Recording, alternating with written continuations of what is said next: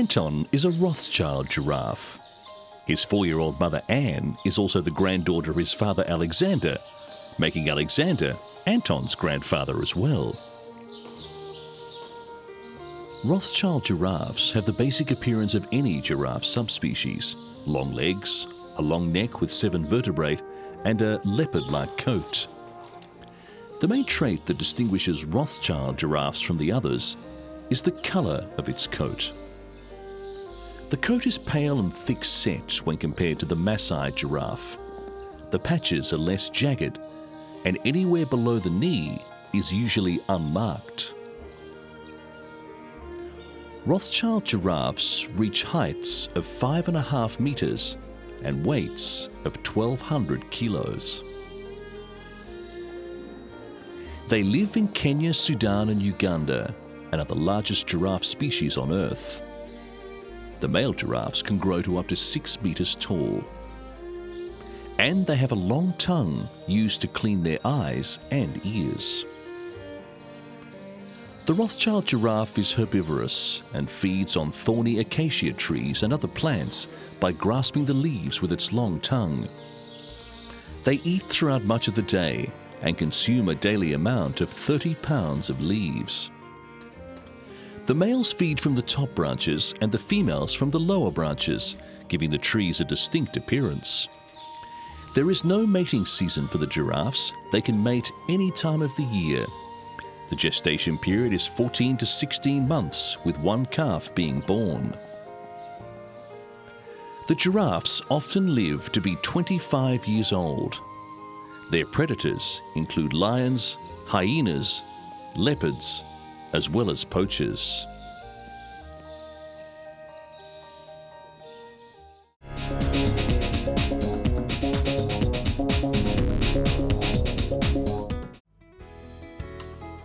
Animal groups came to the rescue of thousands of stranded cats on Thailand's Phi Phi Island, flattened by a series of deadly tidal waves. Rescuers from the Thai Animal Guardian Association in Bangkok rounded up hundreds of scruffy and screeching felines on the tiny island, once a tourist paradise off the coast of Phuket. The rescuers say the cats survived the 10-meter tsunamis by scrambling up palm trees and buildings, while hundreds of stray dogs were washed away by the waves.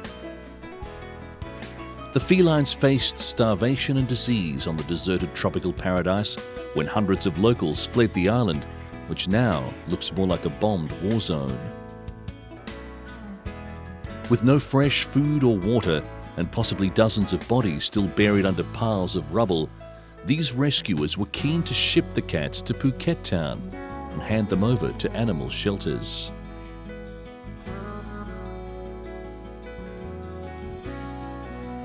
Rescuers feared that thousands of cats were still wandering around on the island and said that catching and registering them was likely to be a time-consuming exercise.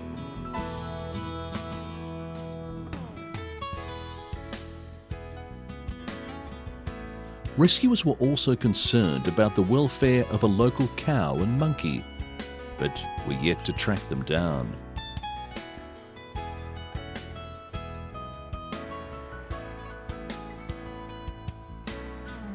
These rescuers were funded by a number of local conservation groups.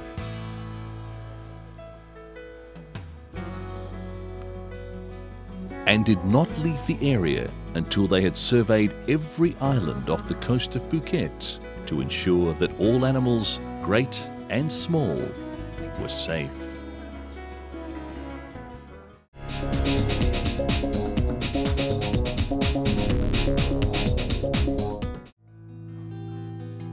This German breeder believes he has revived the once extinct German bear dogs. Carsten Kieback takes a walk each day with his dogs. An ordinary enough event, except that he thinks his dogs were once extinct and are now one of the rarest breeds in the world. He believes there are no more than 2,500 German bear dogs worldwide. They appear to be related to Uchak sheepdogs, another rare breed. but Keback believes that they really are a species in themselves that was extinct for about 2,000 years.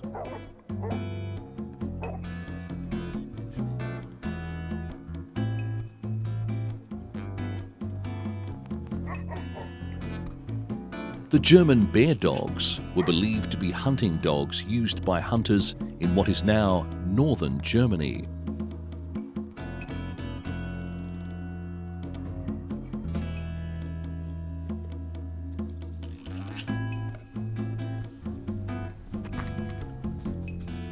Keback says he's a fan of the old German ways, and many years ago, some old hunters had an unexpected litter of dogs with big blue eyes like teddy bears, and that is why they called them bear dogs. Keback believes the German bear dogs reappeared in the 1980s when one of his Saint Bernards had puppies with a sheepdog. These puppies seem to be a completely new breed.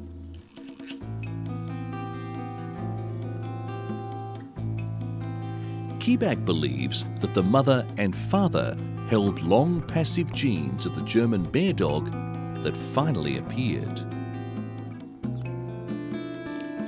The dogs are bigger than their relatives, the Karelian bear dogs, and eventually grow up to a size of 80 centimetres and weigh about 80 kilos.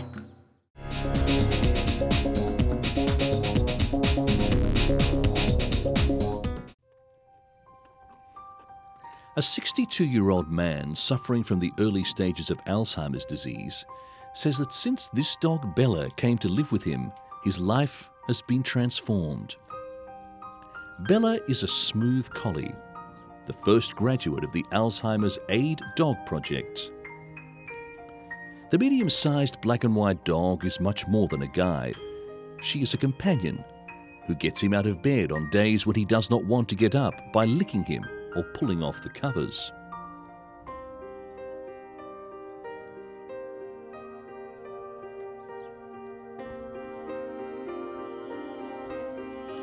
Though there are projects around the world that have trained dogs to assist caregivers for Alzheimer's patients, this endeavour is the only one that also pairs patients and animals.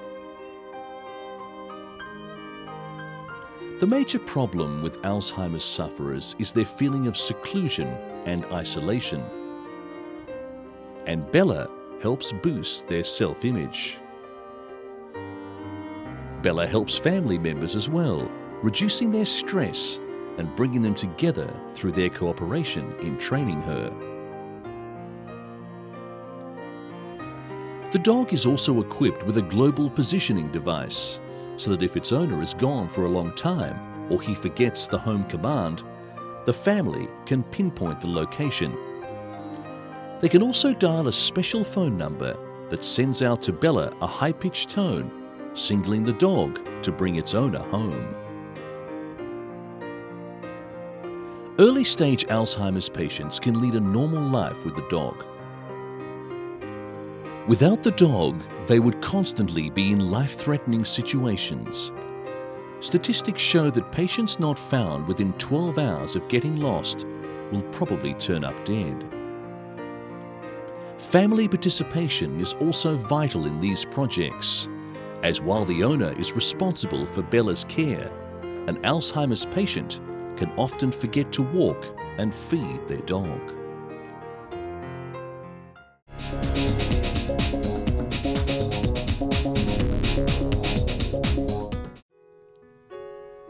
Hundreds of Orinoco crocodiles, also known as Crocodylus intermedius or caimans, have been released at the biological reserve of Hato El Frido in the state of Apur, 470 miles west of Caracas.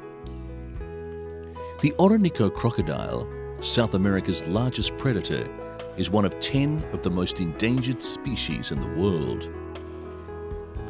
To try to fight their extinction, conservationists have collected thousands of caiman eggs, raised them in captivity, and then released them into the wild to try to guarantee the survival of the species.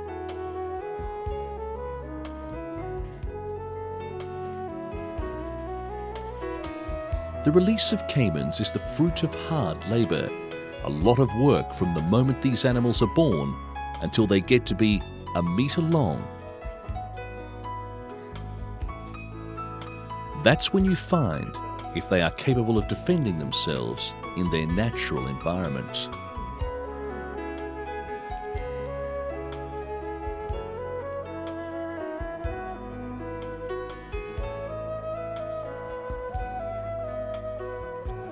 It is illegal to hunt Orinoco crocodiles today, but this was not so between 1930 to 1960, when their skin was highly sought. Almost the entire population was wiped out, and little recovery has been made since. Orinoco crocodiles are still hunted illegally.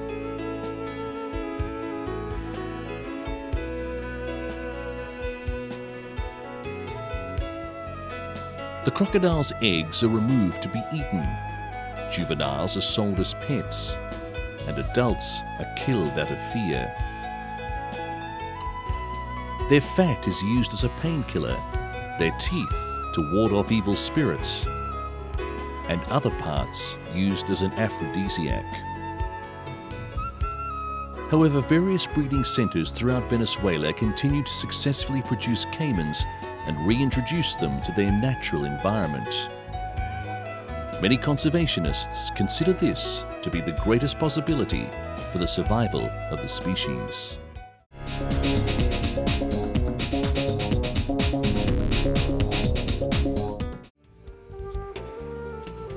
This is Thailand's most successful tiger breeding zoo. They say that their success is largely based on a breeding scheme that has to be seen to be believed. The program began in 1997 when creative zookeepers decided to try using a nursing pig to replace the mother of an orphaned tiger cub. They were surprised to find that not only were the pig and its offspring happy to accept the cub as a member of the family, but the cub grew up calm, unaggressive, and more suited to life in captivity. Now all of Sriracha's 300 Bengali tigers are raised in this way. Taken from their mother at a week old, their eyes are still closed and the move does not disturb them. Then for the next 2 months, they live alongside the pigs, believing the sow is their mother. Visitors to the zoo admit that the sight of 2-week-old tiger cubs suckling alongside piglets is a bizarre one.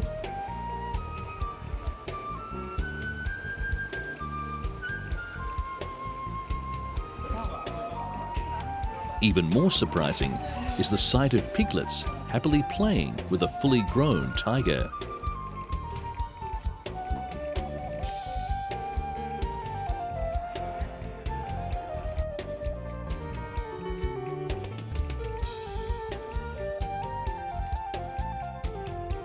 Apparently, tigers who go through this program will never attack a pig.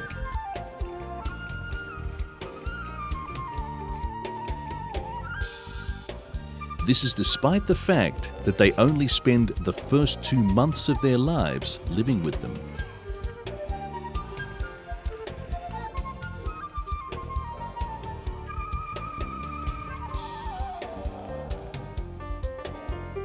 Zoo Secretary Nipa Chirata Pichiak says no pigs have ever been killed by tigers since the program began.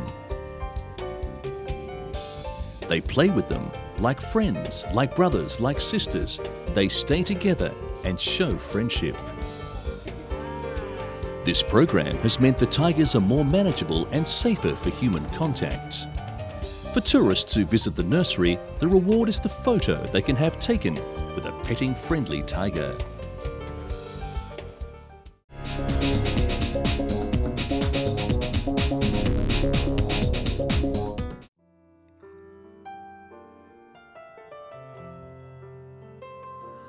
Osira is a 2-week-old dromedary camel. Here at Berlin's Friedrichsfeld Zoo, Osira, galloped and played in its pen with the adult camels for the first time.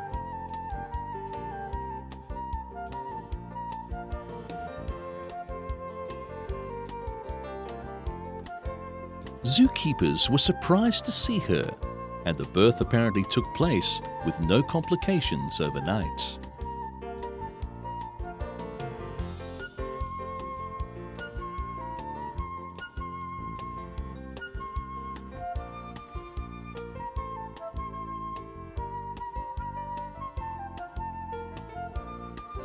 Adults and children alike visited the park after the Easter holidays and were thrilled to see this little camel, who was integrated into the herd after only 1 week.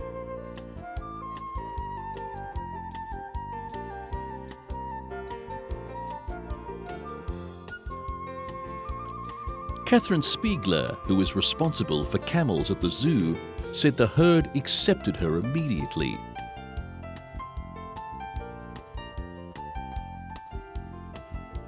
There was only one male adult camel who had to be separated from the group.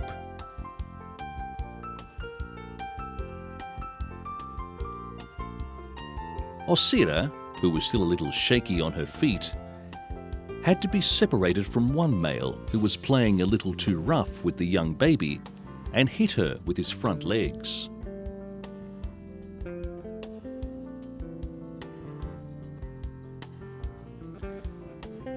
Being a dromedary camel, Osira has one hump and is native to northern Africa and Arabia.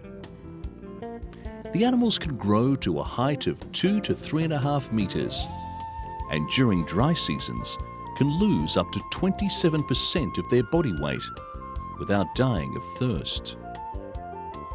They recover that weight in 10 minutes of drinking.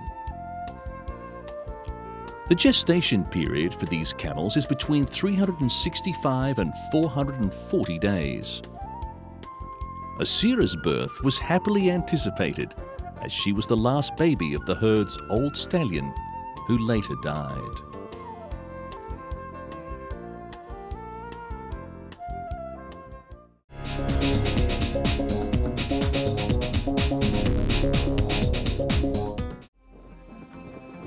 With each olive ridley turtle laying an estimated 120 eggs, large coastline stretches of India's eastern coastal state of Orissa are packed with hatchlings.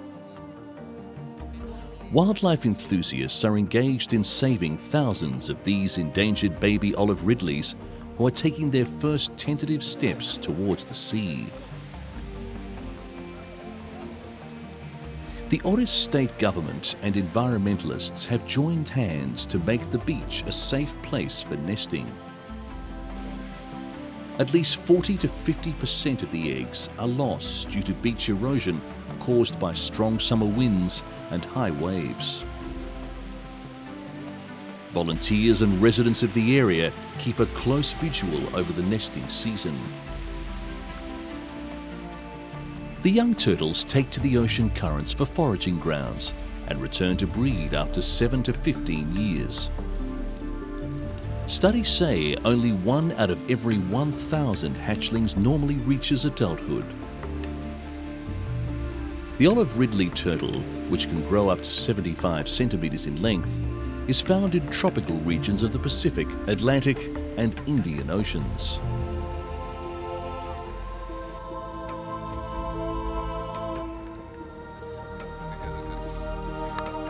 Such large concentrations only occur at a few sites in the world, with Orissa being one of the most important. But if Orissa is the turtles' largest nesting ground, wildlife activists say it is also their biggest graveyard. Though protected under India's Wildlife Protection Act, over 50,000 turtles over years have either been mangled by fishing trawler propellers or suffocated in gill nets. The government has declared this whole nesting area a marine sanctuary and has banned mechanised trawlers. Besides that, it is also urging local fishermen to include turtle excluding devices in their fishing equipment.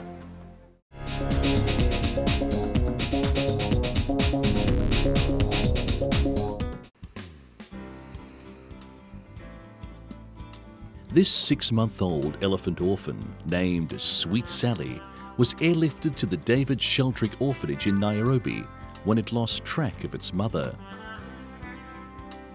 When the elephants were released into Meru National Park, Sweet Sally's mother is said to have run, leaving her half-year-old calf behind. The Kenya Wildlife Service, in charge of the elephant transfer, sheltered Sweet Sally overnight while they tried to locate her mother, but had no luck.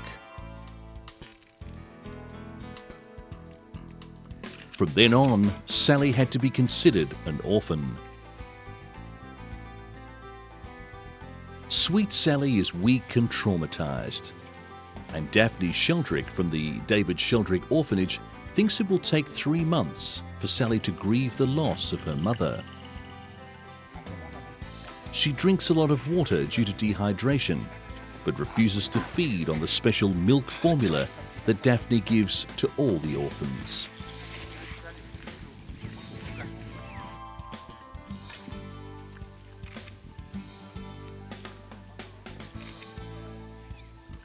Filarial worm. After a few days, Sweet Sally was getting along with the 3 other elephants she shared her new home with. But those at the orphanage are going to have to do their best to encourage Sweet Sally not to give up. Although Sally is the same age as Mawia, she is much weaker than the other 6-month-old elephant orphan found in Uganda and airlifted to the orphanage.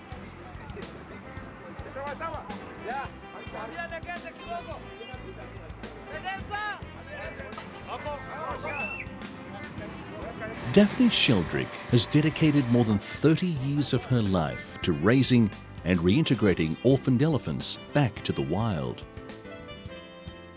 She has also had some success with orphaned rhinos, including Magnum and Magnet, who are both black rhinos. The orphans stay with Daphne in Nairobi until they are between 1 and 2 years old. Then they are transported to Savo East, where they spend their weaning year before being reintegrated into the wild. They're sent to Sweetwaters National Park, which is a touch more remote, the theory being the elephants will have more space and will be unlikely to bring any trouble to the local community.